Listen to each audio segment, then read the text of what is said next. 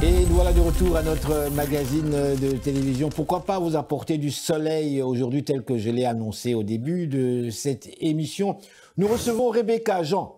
Vous la connaissez certainement. Elle est d'ici. Elle est d'ici puisqu'elle est née ici. Une dame absolument extraordinaire. J'ai eu l'occasion d'écouter ce qu'elle fait. Elle est auteure, compositrice, interprète, réalisatrice. Rebecca Jean voit le jour ici même à Montréal, tel que je l'ai mentionné, dans la quête profonde d'un retour vers ses racines. Elle renoue avec ses origines haïtiennes et intègre brillamment ses saveurs colorées à son univers créatif. C'est une artiste polyvalente naturellement, au talent raffiné. Bonjour Rebecca, merci d'être avec nous, de nous accorder cette interview. Comment ça va? Bonjour Henri et merci beaucoup de me recevoir. Ça va super bien, le printemps est au rendez-vous, alors le cœur est content. Rebecca, avant d'aller plus loin, j'aime bien, je présente synthétiquement toujours mes émissions telles qu'on le fait de façon classique, mais j'aime bien entendre mes invités se présenter eux-mêmes, parce que moi, quand on me pose cette question, qui es-tu Henri Ngaka? Alors là, je bloque littéralement. Là, tu me vois me transformer, je transpire. Là, c'est une question difficile de parler de soi-même. Alors, mais ça me fait plaisir quand même de vous poser cette question parce que c'est pas moi, c'est vous qui allez répondre. Qui est Rebecca Jean? Maintenant qu'il va transpirer à votre place. Qui Bon, est Rebecca Jean? Alors, Rebecca Jean, wow, c'est une grande question. Oui, hein? Déjà, je suis auteure, compositrice, interprète. J'ai commencé à faire de la musique très jeune et je suis installée à Montréal. Je suis née à Montréal. Je fais de la musique surtout à Montréal. Je me balade un peu avec mon band. Donc, c'est moi au piano. Ensuite, j'ai un percussionniste qui vient du Togo, Moïse Yaoumate. Puis, j'ai aussi un guitariste qui vient du Sénégal, donc Hassan Sek. Et puis, tous les trois, on se balade comme ça et puis on partage la bonne nouvelle, quoi. Dis donc, mais c'est vraiment un genre de mélange dans ce que moi je peux appeler le panafricanisme à l'échelle internationale. Haïti, Sénégal et puis, d'autres pays d'Afrique, quoi. Exactement, exactement. Et on a une petite nouvelle d'ailleurs qui joue du violon, donc une deuxième haïtienne, Oh là donc là. multiculturelle. Je crois qu'on vient tous de la même place. Rebecca Jean, j'ai lu rapidement sur vous. On dit ici, vous êtes né, vous venez d'ailleurs de le mentionner vous-même, vous êtes né ici à Montréal. Est-ce que ça arrive quand on vous pose cette question, d'où venez-vous? Ah oui, souvent, tout le temps, au fait. C'est une question, depuis que je suis toute petite, on s'habitue à ça, même si on est né au Québec. Moi, je me considère haïbécoise, comme le dit une de mes Oui, oui. née au Québec. Mais forcément, lorsque les gens me voient, à la base, ils vont se dire qu'elle n'est pas québécoise de souche. Et moi, je profite toujours de ce moment-là pour justement partager ma réalité, partager ma vision de la vie et du partage des cultures. Est-ce que ça vous surprend que l'on vous pose une telle question? Parce que je vais vous dire pourquoi est-ce que je vous pose cette question-là. Moi, je ne me vois pas comme noir. Sincèrement, je ne me vois pas comme noir. C'est-à-dire que quand je me lève le matin et que je vais me brosser les dents ou quoi, mais je vois ma tête. Je sais bien qu'elle est noire. Je vois ma peau, je vois comment je suis. Et tous les jours, je me vois comme ça. Donc, lorsque je circule, je n'ai pas de miroir devant moi pour me voir. Je ne me vois pas, je suis moi-même, point. Alors, lorsque quelqu'un vous pose cette question, quand ça fait, dans mon cas, ça fait très très longtemps, mais vous, dans votre cas, vous êtes né ici. Ça veut dire que vous êtes chez vous. Vous êtes chez vous réellement. Alors, vous sortez sur cette rue, vous êtes allé en fait au jardin d'enfants maternel depuis que vous êtes très jeune, l'école primaire, l'école secondaire, donc vous êtes carrément chez vous. Alors, quand vous pose cette question, mais d'où viens-tu? Moi, personnellement, c'est pas que ça me choque, mais ça me surprend toujours. Je me dis, ben, j'ai envie de nous répondre, écoutez, je viens de la Lune ou de la planète Mars, parce que je suis d'ici. Alors, dites-moi, vous, étant né ici, comment ça s'est passé pour vous diriger éventuellement vers la musique quand on sait que chez les parents, généralement, et je sais que les parents noirs, on est tous pareils, que ce soit africains, haïtiens, des Antillais, ben la musique, l'art comme tel, oh, c'est pas très sérieux, on gagne pas. C'est beau, c'est bien, tout ça, ça peut nous entretenir, mais comment est-ce que vous avez vécu ça? Effectivement, Henri, parfois, les parents ont tendance à voir ça un peu plus comme un passe-temps. Ils veulent des métiers un peu plus conventionnels. Et à la base, c'est vrai que pour moi, ma maman, comme la plupart des mamans, me voyait comme professeure, me voyait comme avocate, plein de choses, mais pas musicienne, pas compositrice. Par contre, lorsqu'on a un don, il revient au galop. Et puis, moi, je le vois un peu comme une mission de vie. Oui. Donc, un jour, ma mère a tout simplement compris que j'étais faite pour ça, et elle a aussi compris ce que j'essayais de véhiculer comme ce que j'essayais de véhiculer à travers mes chansons. Oui, oui. Elle est complètement vendue maintenant, et puis ça va.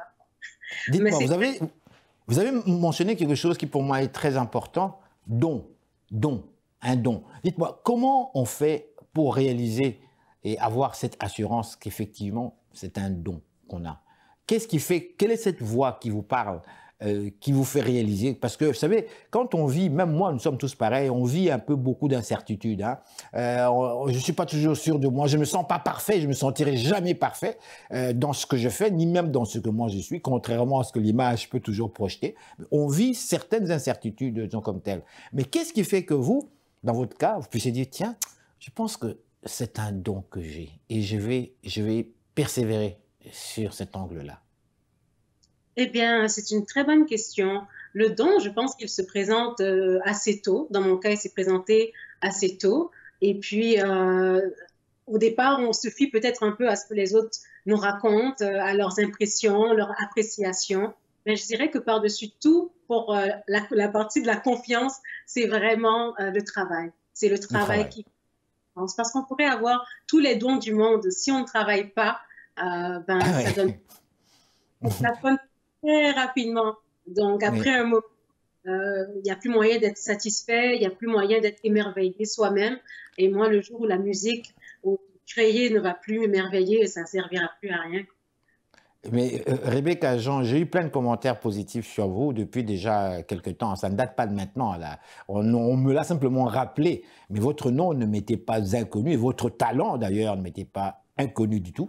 Si vous voulez bien, avant qu'on continue notre conversation, on va présenter maintenant à nos téléspectateurs votre travail. On va commencer par Aïbécoise. On va leur faire entendre un petit peu cet extrait. Aïbécoise, c'est votre dernier né. Aïbécoise, je vois qu'ici, il y a deux mots qui sont mélangés, Haïti et Québec. Pouvez-vous nous en dire un petit peu plus?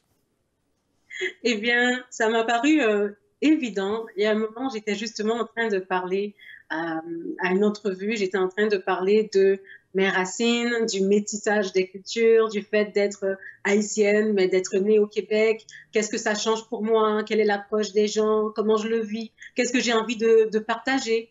Et il y a un moment, je me disais, mais je suis haïtienne, je suis québécoise. Puis ça a juste fait très simplement, ben, je suis aïbécoise. Le mot est arrivé, aïbécoise. Puis c'est là que je me suis dit, mais comment exprimer cette aïbécoisité dans une seule chanson? Et ça a été un mélange des deux styles musicaux, du trad, traditionnel québécois, et du compas. Donc, ça a donné ce mélange de ces deux styles populaires et ça a vraiment, ça s'est très bien marié, c'est-à-dire les tambours avec les cuillères.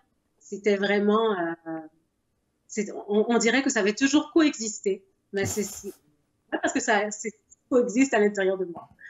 Alors, on y va avec Aïbécoise. Rebecca Jean.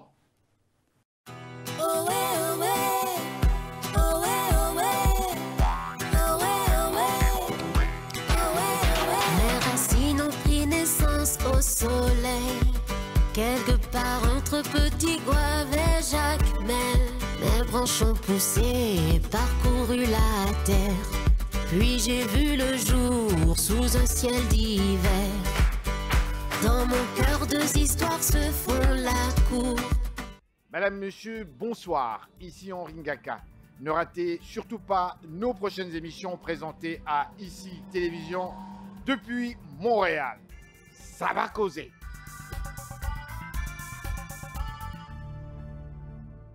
Et voilà, madame, monsieur, nous sommes toujours de retour à notre interview avec l'artiste, la tête d'affiche à notre émission aujourd'hui, Rebecca Jean, une artiste absolument extraordinaire. Elle est auteure, elle est compositrice, elle est interprète, elle est également réalisatrice. Rebecca Jean, je vous emmène maintenant sur les thèmes que nous vivons aujourd'hui. Je vous trouve très forte et très très bonne comme telle parce que je parle avec des gens d'un peu partout et moi-même aussi, je vis également certains conflits, étant noir ici, ayant grandi dans un monde blanc depuis que j'ai 12 ans, donc je vis aussi les mêmes conflits que tous ces noirs-là, ces mêmes complexes que nous avons quelque part, de vouloir prouver alors qu'on n'a rien à prouver, il suffit simplement d'être soi-même. Vous avez parlé ici du fait que vous êtes haïtienne, votre haïcité comme telle, et en fait vous semblez également très fière. Je dirais, de votre culture, vous parlez de vos racines, vous êtes très fiers de cette authenticité haïtienne. Mais moi, j'ai envie de vous poser une autre question. Pardon? J'ai dit oui, complètement. J'ai envie de vous poser une autre question. Comment est-ce qu'une fille qui est née ici, vous êtes née ici, de parents haïtiens bien sûr, mais vous êtes née ici, c'est votre monde, vous avez senti l'air d'ici en venant au monde.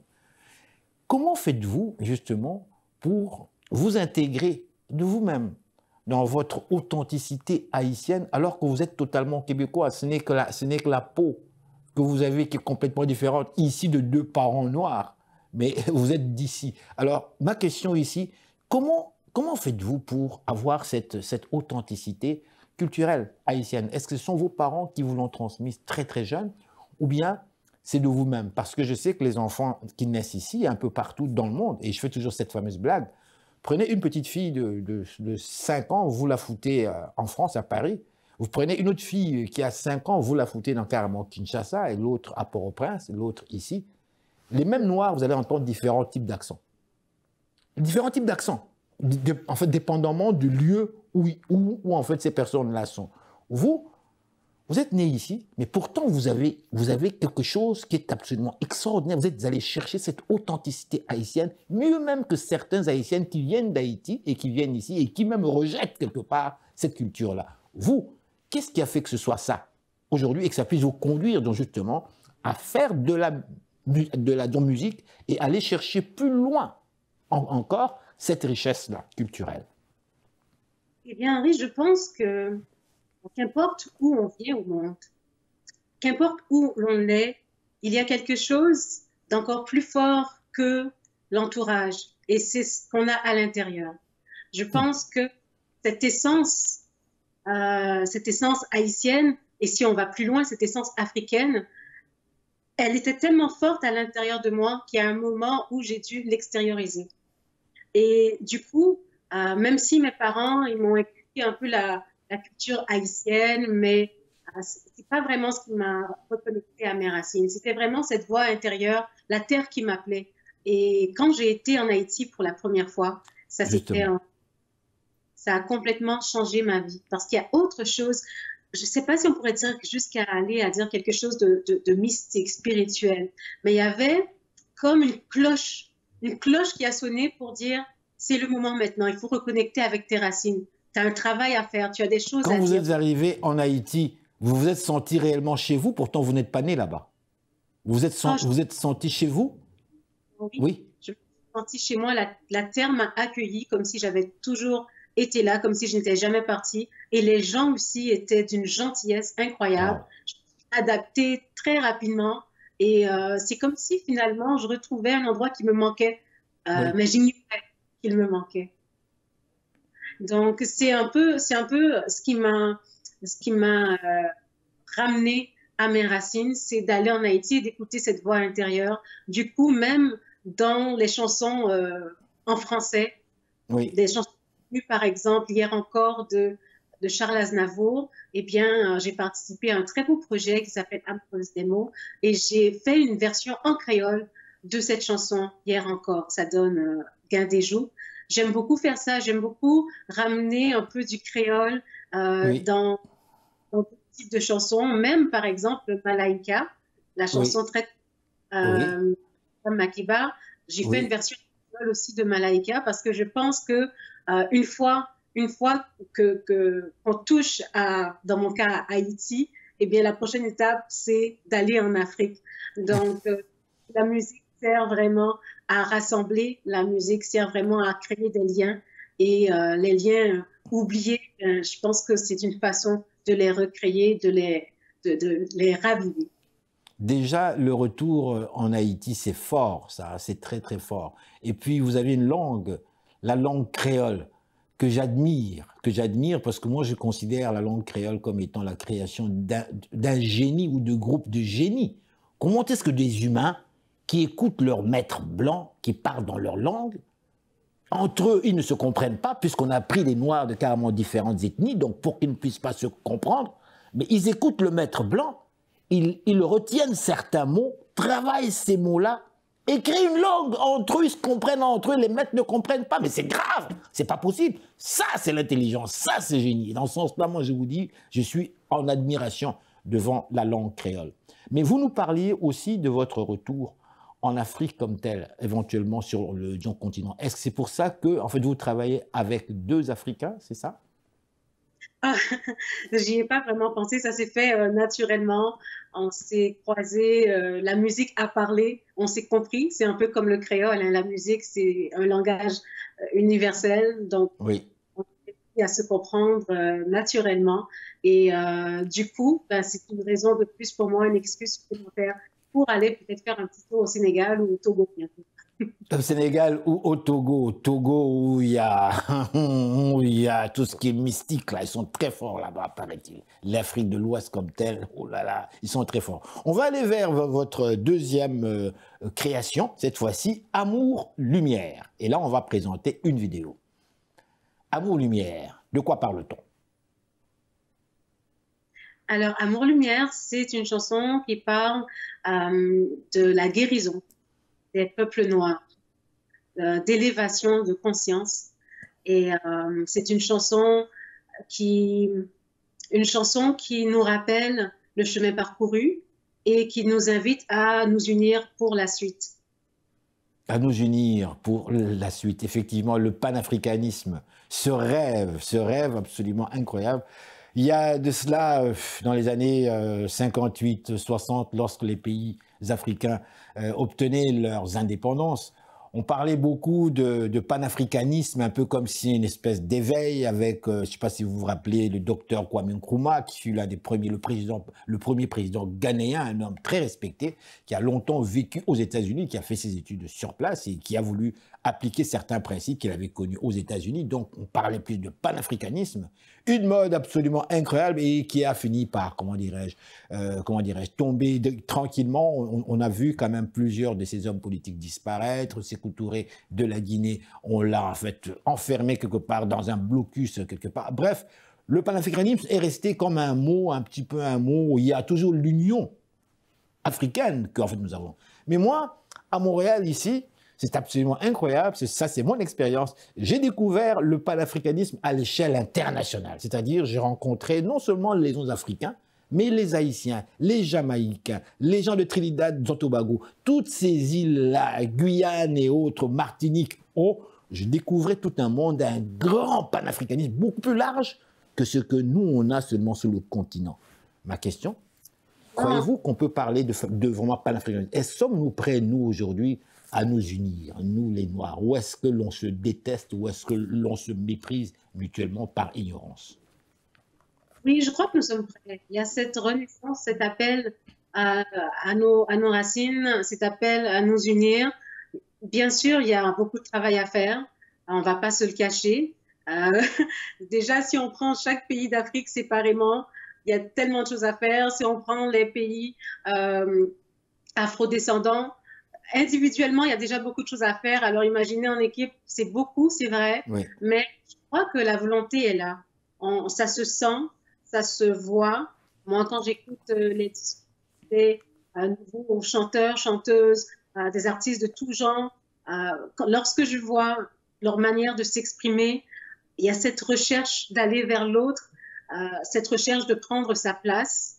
Et moi-même, je le vis en tant qu'artiste, je le sens dans la transformation de mes créations. Donc, moi, j'y crois très fort. J'y crois très fort et je pense que c'est vraiment à chacun d'apporter sa petite pierre à l'édifice et qu'on va y arriver. On est en train de le faire. Alors, donc, on y va avec Rebecca Jean. Donc, j'avais bien dit ici Amour, Lumière. C'est bien ça? C'est ça.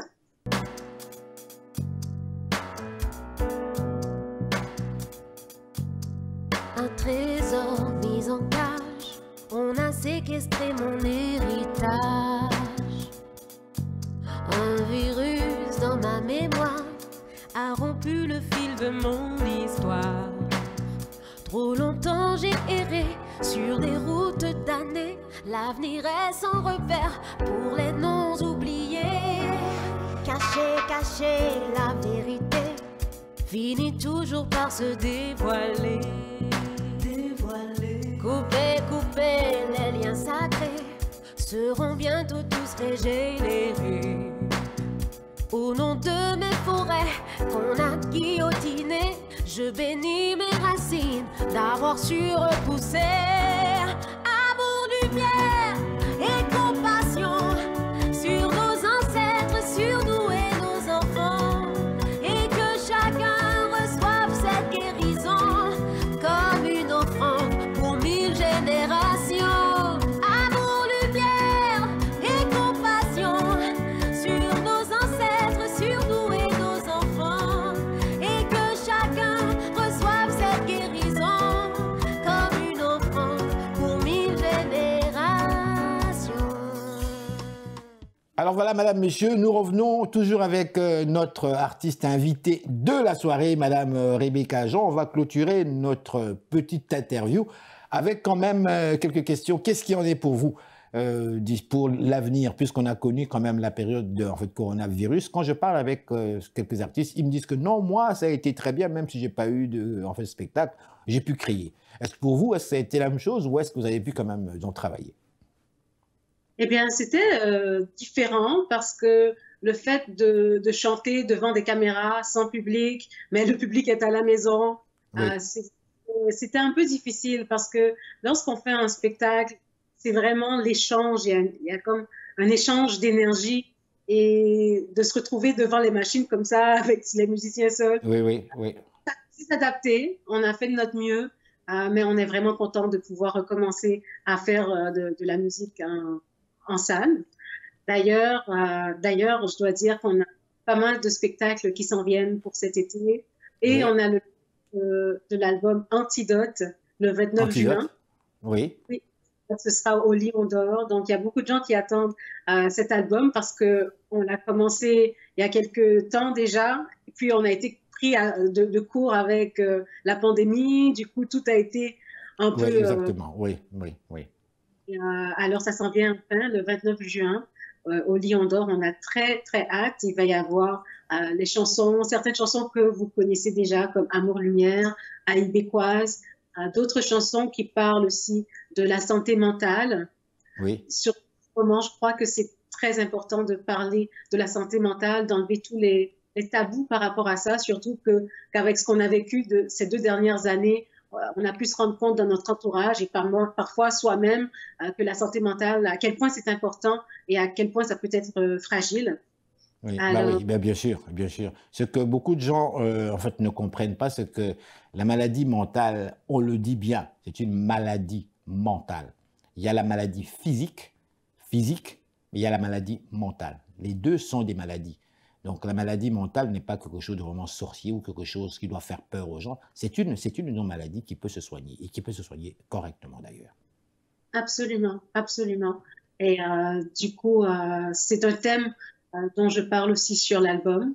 Et l'album Antidote, justement, c'est de regarder un peu les bobos de la société et Oui. de trouver des pistes de solutions de manière positive. Alors, c'est ça. Rebecca Jean, je dois vous dire grand merci. Merci infiniment de nous avoir accordé de votre temps. On va se laisser sur une dernière vidéo. Qu'est-ce que vous nous proposez et de quoi s'agit-il? Je vous propose une vidéo de la chanson Malaika en créole. Oh, Oui. Avec, Malaika, mina kupenda Malaika. C'est bien ça, hein? Oh là là. Merci infiniment. Donc, on y va avec Malaika. Rebecca Jean, merci infiniment et très bonne journée. Merci à vous, à bientôt. Merci, à bientôt, au revoir.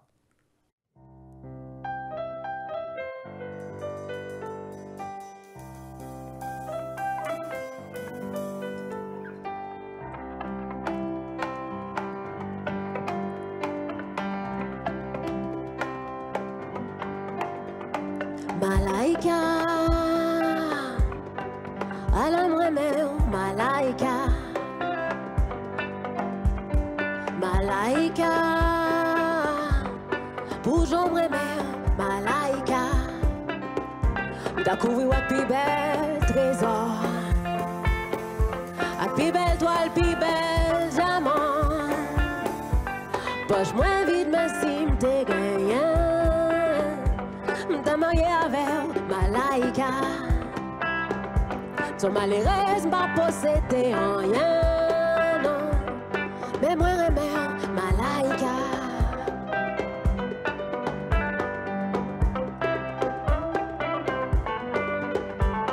Tout rêve, moi, c'est n'ayant moi, y'a n'ayant en de l'eau.